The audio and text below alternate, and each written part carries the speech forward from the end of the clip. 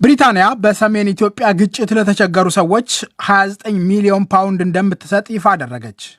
ትናንት አርብ ምሽት በድሬዳዋና በሐሮማያ አካባቢ በሬክተር ስኬል 4.6 የተመዘገበ የመሬት መንቀጥቀጥ ተከሰተ። የሱዳን ጦርን የሚደግፉ በሺዎች የሚቆጠሩ የመንግስት ተቃዋሚዎች ዛሬ ቅዳሜ በካርቱም አደባባይ ወጡ። የዓለም ንግድ ድርጅት አባል ሀገራት የኮቪድ-19 መከላከያ ክትባት የባለቤትነት መብትን ለተወሰነ ጊዜ ለማገድ በቀረበው ሐሳብ ላይ አሁንም ሳይስማሙ ቀሩ። ዜናው በዝርዝር። የብሪታንያ የአፍሪካ ጉዳዮች ሚኒስትር ቪኪ ፎርድ በሰሜን ኢትዮጵያ ግጭት ለተቸገሩ ሰዎች አገራቸው 29 ሚሊዮን ፓውንድ እንደምትሰጥ ይፋ አደረጉ። በኢትዮጵያ የተፈጠረው ሰው ሰራሽ ቀውስ ነው ያሉት በብሪታንያ የውጭ ጉዳይ መስሪያ ቤት የአፍሪካ ጉዳዮች ሚኒስትሯ ቪኪ ፎርድ ሰብአዊ እርዳታ ለተቸገሩ ሰዎች እንዲደርስ ውጊያ የገጠሙ ኃይሎች በአፋጣኝ የተኩስ ማቆም ስምምነት ላይ እንዲደርሱ ጥሪ አቅርበዋል። በተባበሩት መንግስታት ድርጅት ግምት መሰረት በትግራይ ክልል 5.5 ሚሊዮን ሰዎች አጣዳፊ የምግብ ዋስትና እጦት ገጥሟቸዋል። ከ400 ሺህ በላይ ሰዎች በአንጻሩ ጠኔ መሰል ችግር ውስጥ ናቸው። የብሪታንያ የአፍሪካ ጉዳዮች ሚኒስትር ቪኪ ፎርድ የኢትዮጵያ መንግስት ሰብአዊ እርዳታ ለትግራይ እንዳይደርስ አድርጎታል ያሉትን ክልከላ እንዲያነሳ ጠይቀዋል። የብሪታንያ እርዳታ የዓለም የምግብ መርሃ ግብርና ህፃናት አድን ድርጅትን ጨምሮ ለተባበሩት መንግስታት የግብረሰናይ ተቋማት ይሰጣል።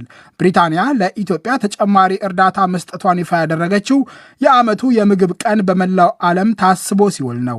የዓለም የምግብ መርሃ ግብር ዋና ዳይሬክተር ዴቪድ ቤዝሊ እንደሚሉት በመላው ዓለም 811 ሚሊዮን ሰዎች ተርበዋል። ይህ ማለት ከ10 ሰዎች አንዱ በየቀኑ እንደ ተራበ ያድራል። ቀውሱን የከፋ የሚያደርገው ደግሞ ይህ ቁጥር በግጭት በከባቢ አየር ለውጥና በኮቪድ-19 ወረርሽኝ ሳቢያ ወደ ረሃብ የሚነጉደውን 270 ሚሊዮን ሰው አይጨምርም። ትናንት አርብ ምሽት በድሬዳዋና በሐሮማያ አካባቢ በሬክተር ስኬል 4.6 የተመዘገበ የመሬት መንቀጥቀጥ ተከሰተ። የመሬት መንቀጥቀጡ ከምሽቱ 2 ሰዓት ከ42 ደቂቃ ገደማ እንደተከሰተ በአዲስ አበባ ዩኒቨርሲቲ የጂኦፊዚክስ ህዋ ሳይንስና ስነ ፈለክ ተቋም ዳይሬክተርና የመሬት መንቀጥቀጥ ተመራማሪ ፕሮፌሰር አታላይ አየለ ለዶይቼ ቬለ አረጋግጠዋል። በድሬዳዋና በሐሮማያ መካከል ባለ አካባቢ የተከሰተው መሬት መንቀጥቀጥ እስከ ሐረር ከተማ ተሰምቷል። የአዲስ አበባ ዩኒቨርሲቲው ፕሮፌሰር አታላይ በአካባቢው ተፈጥሯዊ አቀማመጥ ምክንያት የሚጠበቅ እንደነበር ተናግረዋል። በድሬዳዋና በሐሮማያ መሀል ነው የተፈጠረው። የሚጠበቅበት ቦታ ነው ማለት የስምጥ ሸለቆውና እንደጋማው ክፍል እንደ መስመር የሚለይበት ወይም ደግሞ ከፍተኛ ዝንፈት ያለበት ነው እና በሬክተር ስኬል 4.6 ሲሆን ከምሽቱ 2 ሰዓት ከ42 ደቂቃ አካባቢ ነው የተፈጠረው። እንግዲህ ያው በዚህ አካባቢ በብዛት ሊሰማ ይችላል። ድሬዳዋ ብቻ ሳይሆን የሚጠበቅ ነው ማለት ነው። ከሐሮማያ፣ ሐረር እና ሌሎችም በአካባቢው ላይ በሚኖሩ ሰዎች ስሜት ሊፈጥር ይችላል ማለት ነው።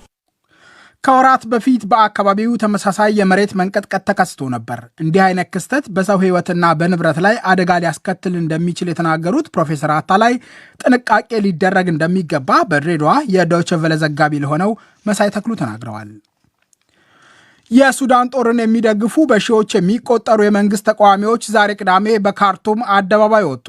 በዋና ከተማዋ በሚገኘው ፕሬዝዳንታዊ ጽህፈት ቤት ደጃፍ የተሰበሰቡ ተቃዋሚዎች የረሃብ መንግስት ያሉት የጠቅላይ ሚኒስትር አብደላ ሐምዶክ አስተዳደር ከስልጣን እንዲለቅ ጥሪ ማቅረባቸውን ሬውተርስ ዘግቧል። የተቃውሞ ሰልፉ የቀድሞው የሱዳን መሪ ኦማር አልበሽርን ከስልጣን ለማውረድ ያመፁ ቡድኖችን ጨምሮ ለጦሩ በሚወግኑ የነጻነትና የለውጥ ኃይሎች ስብስብ አንድ አንጃ የተጠራ ነበር። ወታደራዊ መንግስት ያስፈልገናል፣ አሁን ያለው መንግስት ፍትህና እኩልነት ሊያመጣልን አልቻለም ሲሉ በተቃውሞ ሰልፉ የተሳተፉ የ50 ዓመቱ አባውድ አህመድ ተናግረዋል። ተቺዎች ሰልፉ በጦሩና በጸጥታ ኃይሎች ግፊት የተደረገና የቀድሞ መንግስት ናፋቂዎች የተካተቱበት ነው ሲሉ ይወነጅላሉ። ተቃዋሚዎቹ መንግስት እንዲበተን የሚጠይቁ መፈክሮች ይዘው የታዩ ሲሆን አንድ ጦር፣ አንድ ህዝብ እንደዚሁም ጦሩ ዳቦ ያመጣልናል ሲሉ መደመጣቸውን የፈረንሳይ ዜና አገልግሎት ዘግቧል። ከተቃውሞ በፊት ማንነታቸው ያልተለየ ታጣቂ ቡድኖች በመንግስት መስሪያ ቤቶች ዙሪያ ለጸጥታ ጥበቃ የተዘጋጁ ማገጃዎችን ማንሳታቸውንና ፖሊስና የጸጥታ ኃይሎች ወደ ስራ እንዳይሄዱ መከልከላቸውን የካርቱም ግዛት አስተዳዳሪ አይማን ኻሊድ ባወጡ መግለጫ አስታውቀዋል። ትናንት አርብ የሱዳኑ ጠቅላይ ሚኒስትር አብደላ ሐምዶክ አገራቸው ወደ ሲቪል አስተዳደር የምታደርገው ሽግግር የከፋ ቀውስ እንደገጠመው አስጠንቅቀው ነበር። ይህ ዶይቼ ቬለ ነው። የዓለም ንግድ ድርጅት አባል ሀገራት የኮቪድ-19 መከላከያ ክትባት የባለቤትነት መብትን ለተወሰነ ጊዜ ለማገድ በቀረበው ሐሳብ ላይ አሁንም ሳይስማሙ ቀሩ። የክትባት ምርትን ለማሳደግና በሀብታምና በድሃ አገሮች መካከል ለበረታው ኢፍትሐዊ ክፍፍል መፍትሄ ለማበጀት የኮቪድ-19 ወረርሽኝ ባየለበት ወቅት ህንድና ደቡብ አፍሪካ የክትባቱ የባለቤትነት መብት ለተወሰነ ጊዜ ታግዶ እንዲቆይ ጥያቄ አቅርበው ነበር። ይሁንና ጥያቄው ከግዙፍ የመድኃኒት አምራቾችና አገሮቻቸው የክትባት ምርቱን ለማሳደግ የባለቤትነት መብት ጉዳይ እንቅፋት አልፈጠረም የሚል ኃይለኛ ተቃውሞ ገጥሞታል። የዓለም ንግድ ድርጅት የንግድና የባለቤትነት መብት ተያያዥ ጉዳዮች ምክር ቤት ባለፈው ረቡዕና ሐሙስ በጉዳዩ ላይ ሲወያይ ቆይቷል። የድርጅቱ 164 አባል ሀገራት በማናቸው መሰል ጉዳዮች ላይ መስማማት አለባቸው። የዓለም ንግድ ድርጅት ትናንት አርብ ባወጣው መግለጫ ምክር ቤቱ አንዳች ስምምነት ላይ ሳይደርስ መቅረቱን አስታውቋል። የምክር ቤቱ ሊቀመንበርና በዓለም ንግድ ድርጅት የኖርዌይ አምባሳደር ዳግፊን ሶርሊ ምክር ቤቱ በተጨባጭና አዎንታዊ መደምደሚያ ላይ ለመስማማት ከሚችልበት አቋም ላይ አልደረሰም ብለዋል። ደቡብ አፍሪካና ብራዚል ያቀረቡትን የኮቪድ-19 መከላከያ ክትባት የባለቤትነት መብት ለተወሰነ ጊዜ የማገድ ሐሳብ የዓለም ጤና ድርጅትና በርካታ አገሮች ደግፈውት ነበር። የብሪታንያ ምክር ቤት አባል የሆኑት ዴቪድ አመስ የስለት ግድያ የሽብር ድርጊት ነው ከሚል ድምዳሜ መድረሱን የአገሪቱ ፖሊስ አስታወቀ። የ69 ዓመቱ ወግ አጥባቂ ፖለቲከኛ ከለንደን በስተ ምስራቅ በምትገኝ ሊኦንሲ የተባለች አነስተኛ ከተማ አንድ ቤተ ክርስቲያን ውስጥ ትናንት አርብ መራጮችን በማነጋገር ላይ ሳሉ ነበር በስለት ተወግተው ሕይወታቸው ያለፈው። የአገሪቱ ፖሊስ በእስልምና አክራሪነት በመነሳሳት ወንጀሉ ፈጽሟል የተባለ የ25 ዓመት ተጠርጣሪ በቦታው በቁጥጥር ስር መዋሉን አስታውቋል። ፖሊስ ምርመራው ገና መጀመሩን ይፋ ቢያደርግም የአገሪቱ መገናኛ ብዙሃን ግን ተጠርጣሪው የሶማሊያ የዘር ሐረግ ያለው የብሪታንያ ዜጋ እንደሆነ ዘግበዋል። የብሪታንያው ጠቅላይ ሚኒስትር ቦሪስ ጆንሰን እና የሌበር ፓርቲ መሪ ሰር ኬር ስታርመር ወንጀሉ ከተፈጸመበት ቦታ በመገኘት ዛሬ ቅዳሜ አበባ ኑረዋል። የብሪታንያ ፖሊስ በለንደን በሚገኙ 2 ቦታዎች ብርበራ ያደረገ ሲሆን በግድያው የሚጠረጠር ሌላ ሰው የለም ተብሏል። ተጠርጣሪው ከዚህ ቀደም በሽብር ተጠርጥረው ክትትል ከሚደረግባቸው ሰዎች መካከል አልነበረበትም። የብሪታንያ የአገር ውስጥ ጉዳይ ሚኒስትር ፕሪቲ ፓቴል በዛሬው ዕለት የአገሪቱ ምክር ቤት አባላት የጸጥታ ጥበቃ እንደሚጠናከር ተናግረዋል። ፕላኔቶች ሲፈጠሩ የተራረፉ 8 ግዙፍ አለቶችን የምታጠና የአሜሪካ የጠፈር ምርምር ማዕከል ንብረት የሆነች ሉሲ የተባለች መንኮራኩር ዛሬ ቅዳሜ ማለዳ ወደ ህዋ አቀናች።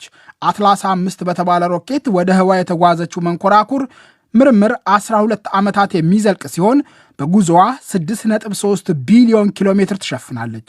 መንኮራኩሯ ከምታጠናቸው ግዙፍ አለቶች 7ቱ በጁፒተር ምህዋር ዙሪያ የሚሽከረከሩና ከግዙፍ ፕላኔቶች መፈጠር በኋላ የተራረፉ ቅሪቶች ናቸው ተብሎ እንደሚታመን የአሜሪካ ብሔራዊ የጠፈር ምርምር ማዕከል አስታውቋል። መንኮራኩሯ ከግማሽ ክፍለ ዘመን ገደማ በፊት በኢትዮጵያ የተገኘችውና 3.2 ሚሊዮን ዓመታት ዕድሜ ያስቆጠረችው ሉሲ የተባለች የሰው ቅሪት ስም የተሰየመች ናት። ሉሲ ወይም ድንቅነሽ በኢትዮጵያ አፋር ክልል ሀዳር የተባለ ቦታ የተገኘችው በጎርጎሮሳዊው 1974 ዓ.ም ነበር። መንኮራኩሯን የጫነች ሮኬት ወደ ህዋ የተተኮሰችው በአሜሪካ ፍሎሪዳ ከሚገኝ ጣቢያ ነው። ይህ ዶይቼ ቬለ ነው።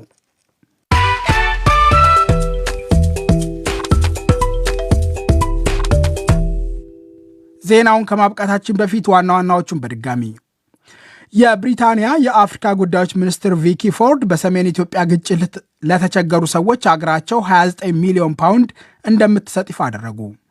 ትናንት አርብ ምሽት በድሬዳዋና በሐሮማያ አካባቢ በሬክተር ስኬል 4.6 የተመዘገበ የመሬት መንቀጥቀጥ ተከሰተ።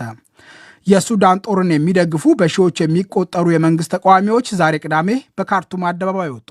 ዜናው በዚያው አበቃ። ጤና ይስጥልኝ።